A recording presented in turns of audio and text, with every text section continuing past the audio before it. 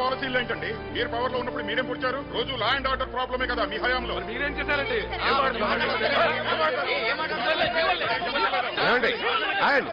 ఏమండి కూర్చోండి. ఏంటిది? కూర్చోండి కూర్చోండి. ఏమిటండి ఇది? మనం ఇక్కడ గొడవ పడడానికి వచ్చామా? సమస్యను చర్చించడానికి వచ్చామా? పట్టపగులు సిటీలో ఎంపీని చంపేశారు.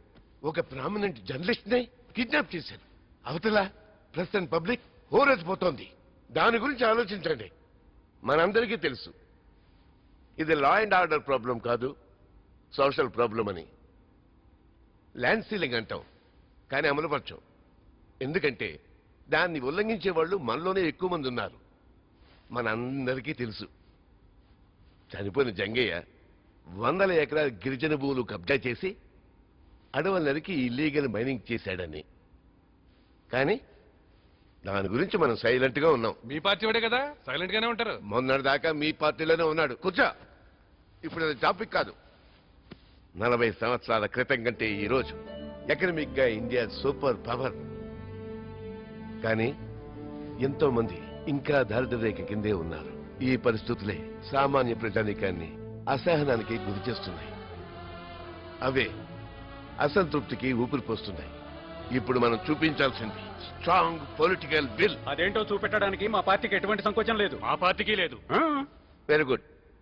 మన ఈ ఉద్యమాన్ని తోటాలతోనే కాదు వీరులతో కూడా పోరాడతామని ప్రజలకు చూపెడతాం.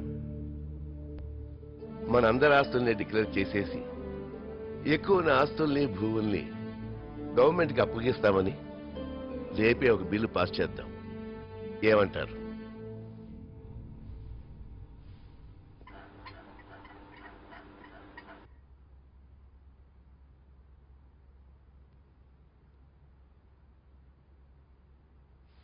నా వంతు ప్రయత్నం నేను చేస్తాను, కానీ గ్యారెంటీ అయితే ఇవ్వలేనమ్మా. మీరు హ్యూమన్ రైట్స్ యాక్టివిస్ట్, మీ మాట వాళ్ళు కాదనరు. అది ఒకప్పుడమ్మా, కానీ ఇప్పుడు ఇక్కడ ఎన్ని పొలిటికల్ పార్టీస్ ఉన్నాయో అన్ని గ్రూపులు ఉన్నాయి. అక్కడ ఎవరి సిద్ధాంతాలు వాళ్ళవి. ఆ కోవకి చెందిన వాడే ఈ గోగి కూడా.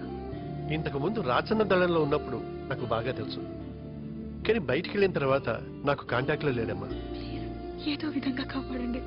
నేను ట్రై చేస్తానమ్మా. I do my best. ఆయన ఇప్పటిదాకా అయితే సేఫ్ గానే ఉన్నారు. నువ్వు ధైర్యంగా ఉండు.